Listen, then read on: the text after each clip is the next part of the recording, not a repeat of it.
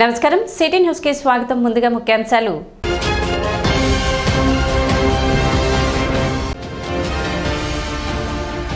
యువకుడిపై దాడి చేసిన ఘటనలో రౌడీ షీటర్ అరుణ్ కుమార్ ను అరెస్ట్ చేసిన పట్టణ 2 టౌన్ పోలీసులు.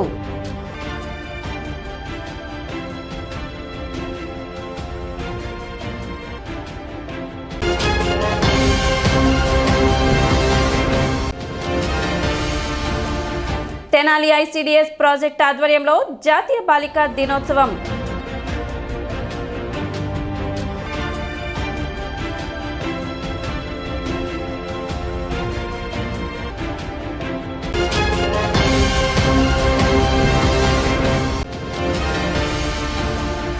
మాజీ మంత్రి దివంగత నేత పరిటాల రవీంద్ర వర్ధంతి సందర్భంగా అన్నదాన కార్యక్రమం.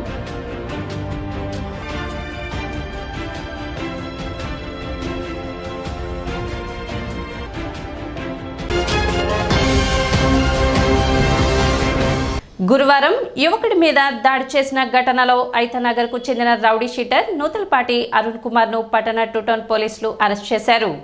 శుక్రవారం 2 టౌన్ పోలీస్ స్టేషన్లో జరిగిన విలేకరుల సమావేశంలో రాములు నాయక్ వివరాలు వెల్లడించారు.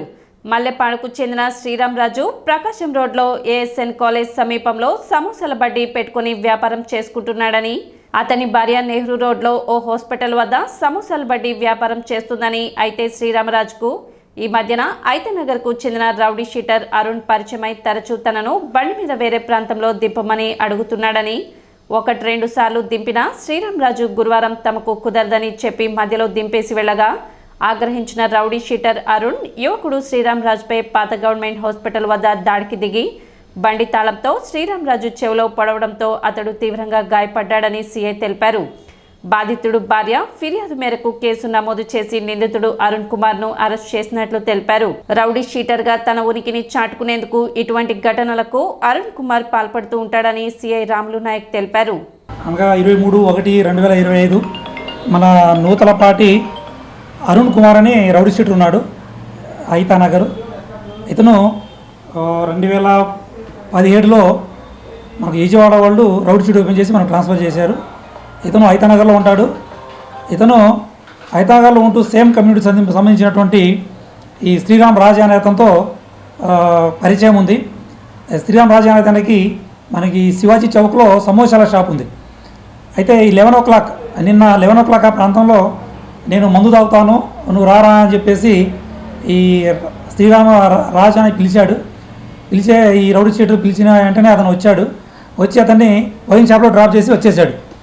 అతను ఈ రౌడీ షీటర్ మందు తాగిన తర్వాత నన్ను మళ్ళీ వచ్చి పికప్ చేసుకో అని చెప్పేసి మళ్ళీ ఫోన్ చేశాడు. ఫోన్ చేస్తే లేదనా నాకు బర్త్డే ఉంది, నాకు పని ఉందని చెప్పేసి అతను తప్పించుకునే ప్రయత్నం చేశాడు. దానికి అతను ఈ రౌడీ షీటర్ అరుణ్ అనే అతను సీరియస్గా తీసుకొని వచ్చి అతను షాప్ దగ్గరకు వచ్చి ఆ బండి ఎక్కించుకొని వెళ్ళి పక్కన తీసుకెళ్ళి కొట్టడం జరిగింది. ఆ కొట్టే క్రమంలో అతన్ని చంపాలనే ఉద్దేశంతో అతను బైక్ కీ తీసుకొని చెవులో గట్టిగా దూర్చడం జరిగింది. చెవు డ్యామేజ్ అయ్యి బ్లీడింగ్ అయిన తర్వాత అతను స్పృహ తప్పి పడిపోయాడు. అతను తర్వాత హాస్పిటల్లో అడ్మిట్ చేశారు. ఈ కేసు సంబంధించి మనము ఈ గ్రావిటీని బట్టి ఇతను రౌడీ షీటర్ కాబట్టి గ్రావిటీని బట్టి మనము అటువంటి మర్డర్ కింద కేసు కట్టాము. తర్వాత మన డిఎస్పీ గారు ఎస్పీ గారు ఆదేశాల ప్రకారము ఒక 4 టీములు తయారు చేసి మన అతని కోసము దేవులాడగా ఈరోజు పొద్దున 9:30 ప్రాంతంలో మన ఆర్టీసీ బస్ స్టాండ్ దగ్గర ఉండగా అతన్ని పట్టుకొచ్చి అరెస్ట్ చేసి ఇప్పుడు రిమాండ్ పంపిస్తున్నాము. తర్వాత మెయిన్ ఈ తెనాలి టౌన్లో ఏ ఇష్యూ జరిగినప్పటికీ ఈ ఐతానగర్ అనేది మాత్రమే బయటకు వస్తుంది. కాబట్టి ఈ ఐతానగర్లో ఈ రౌడీ షీటర్లు కానీ తర్వాత ఈ అసాంఘిక కార్యక్రమాలు చేసే ఈ ఇల్లీగల్ యాక్టివిటీ చేసే పబ్లిక్ ఒకటే హెచ్చరిస్తున్నాము.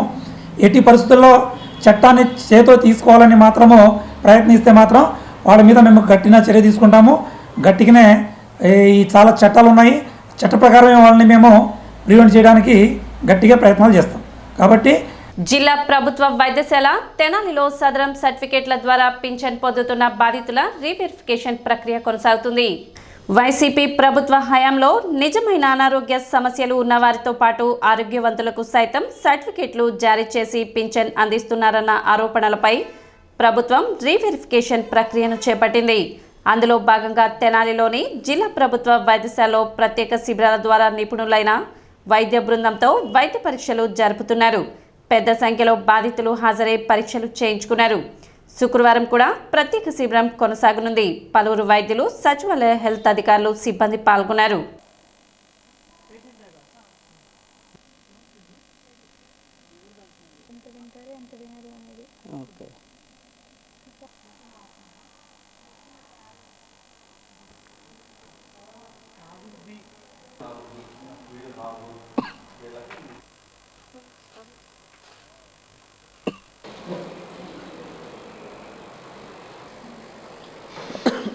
గా 2021 నుంచి మనం ఇక్కడ డైక్ తెనాలి అని చెప్పేసి మనకి ఇక్కడ తెనాలిలో డిస్ట్రిక్ట్ హాస్పిటల్లో ఉన్నది.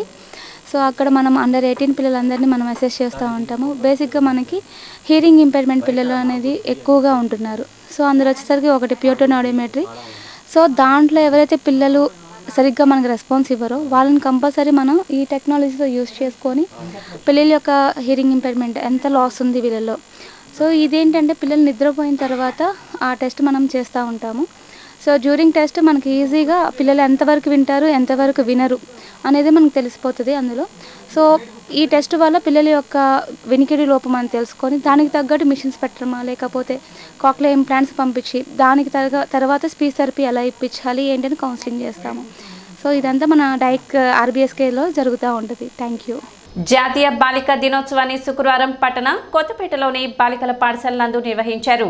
ICDS ప్రాజెక్ట్ తెనాలి ఆధ్వర్యంలో సూపర్వైజర్ సౌజన్య అధ్యక్షతన జరిగిన ఈ కార్యక్రమంలో బాలికలకు వివిధ రకాల ఆట పోటీలు నిర్వహించి గెలుపొందిన వారికి బహుమతులు అందజేశారు.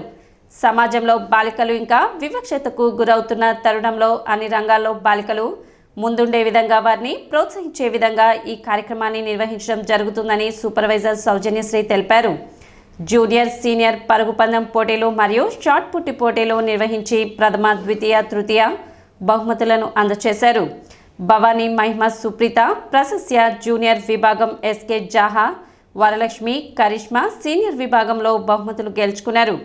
షార్ట్ పుట్లో SK సుల్తానా, భానుశ్రీ, హేమలత బహుమతులు గెలుచుకున్నారు. మరియు 10వ తరగతిలో ఉత్తమ విద్యార్థినిగా పసుపులేటి జానకి లక్ష్మిని శాలువాలతో సత్కరించారు. కార్యక్రమంలో ఇన్ఛార్జ్ నాగమ్మ, మ్యాథ్స్ ఉపాధ్యాయుని బస్వమ్మ, టీచర్ నాగవేణి, అంగన్వాడీ కార్యకర్తలు పార్వతి, రేణుక, రాధిక, ఇందిర, సింధు, అరుణ, విజయ, శశికళ, సూర్య, వెంకటేశ్వరి, కమల తదితరులు పాల్గొన్నారు.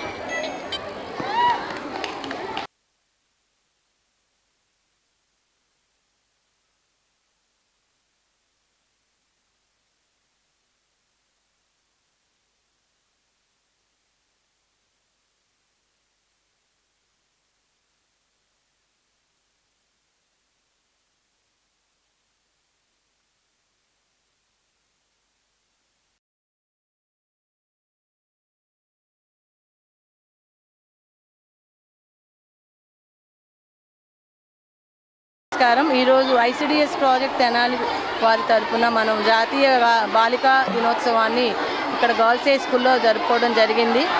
సమాజంలో ఇంకా బాలికలపైన చిన్న చూపు ఉన్నందుకు మనం వాళ్ళని ప్రోత్సహిస్తూ వాళ్ళలో విద్య అన్ని రంగాలలో పైకి రావడానికి కృషి చేయడం మరియు బాల్య వివాహాలు జరగకుండా సమాజంలో ఉన్న ఆడపిల్లల మీద ఉన్న వివక్షతను రూపుమాపడానికి ఇలాంటి కార్యక్రమాలను జరిపి ఆడపిల్లలను ప్రోత్సహించి చదివించివని తల్లిదండ్రులకు మా తరపున తెలియజేస్తున్నాము. కాబట్టి ఇంకొకసారి ఈరోజు బాలికా దినోత్సవ శుభాకాంక్షలను అందరు ఆడపిల్లలకి తెలియజేస్తున్నాము. Thank you.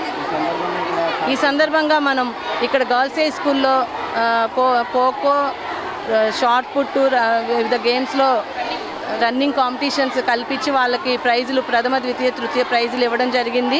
తెనాలి నెహ్రూ రోడ్లోని రుక్మిణి సత్యభామ సమేత గోవర్ధన స్వామి మరియు వీరప్రతాప ఆంజనేయ స్వామి దేవస్థానంలో శుక్రవారం 211 మంది సుహాసినులచే కుంకుమార్చన కార్యక్రమాన్ని వేద పండితులు రఘు, మాధవ, కేశవులచే నిర్వహించారు.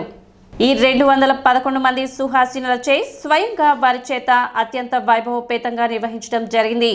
ఈ కార్యక్రమం ఆలయ కార్యనిర్వహణాధికారి మల్లేశ్వరి అనుమతితో హరినామ సంకీర్తన బృందం గురువు పెరవలి వంశీకృష్ణ నేతృత్వంలో తిరుమల తిరుపతి దేవస్థానం కార్యదర్శి ఈ అమ్మడు నిర్వహణలో నిర్వహించడం జరిగింది. ఈ కుంకుమార్చనల లోక కళ్యాణార్థం మనసులో ఉన్న కోరికలు నెరవేరుతాయని, ఆధ్యాత్మిక చింతన ప్రతి మనిషిలో నిమిడీకృతమవుతుందని తెలిపారు. కార్యక్రమంలో అందే బాలచంద్రమౌళి, మాదల సాయి హనుమంతరావు, నందికంటి రామాంజనేయులు, సంకీర్తన బృందం మాదల నాగార్జున, అందే రాజేశ్వరి, తన్మయ్, తూనుగుంట్ల దుర్గా మల్లేశ్వరి, కొప్పరాపు. కార్యక్రమంలో అందే బాలచంద్రమౌళి, మాదల సాయి హనుమంతరావు, నందికంటి రామాంజనేయులు, సంకీర్తన బృందం మాదల నాగార్జున, అందే రాజేశ్వరి, తన్మయ్, తూనుగుంట్ల దుర్గా మల్లేశ్వరి, కొప్పురపు అనిత, మాధవి, దంటు శర్వాణి, నందికంటి జయలక్ష్మి, పూజిత, కొత్తమాసు పుష్పలత, తన్నీరు శివశంకర్ తదితరులు పాల్గొన్నారు. జీవనం కూడా నాయకులు కావడం ఆచార సమాజం నక్షత్ర సంబంధం చేస్తారు.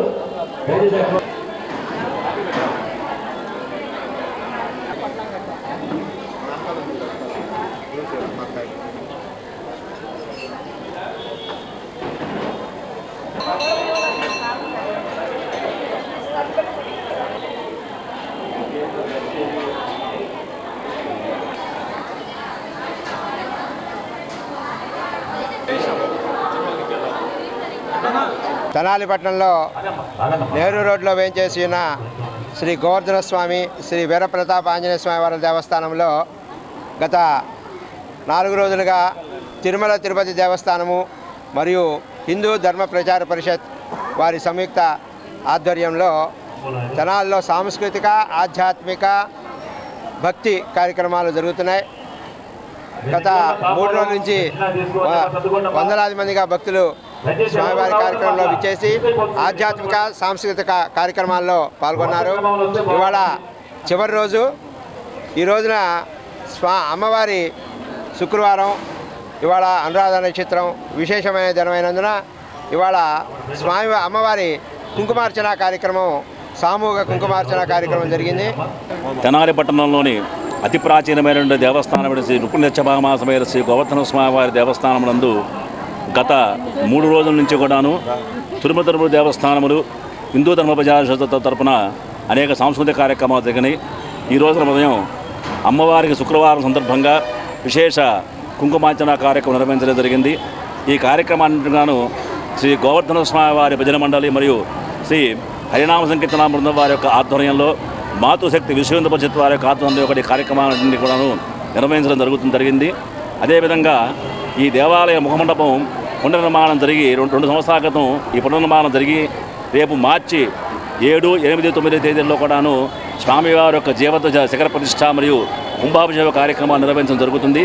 శ్రీ గోవర్ధన స్వామి దేవాలయము నందు విశేష కుంకుమార్చన ఈరోజు అత్యంత భక్తితో 250 మంది సుహాసినులచే నిర్వహించడం జరిగింది. ఈ యొక్క కార్యక్రమము శ్రీ హరినామ సంకీర్తన బృందం వారిచే ఏర్పాటు చేయడం జరిగినది. గురువుగారైనటువంటి పెరవలి వంశీకృష్ణ గారి ఆధ్వర్యంలో మరియు తిరుమల తిరుపతి దేవస్థానం కార్యదర్శి అమ్మడు గారు మరియు హిందూ ధర్మ ప్రచార పరిషత్ వారి ఆధ్వర్యంలో ఈ కార్యక్రమము గత వారం రోజులుగా నిరంకుశంగా ఏర్పాటు చేయడం జరిగినది. ఇప్పుడు ఒక చిన్న విరామం.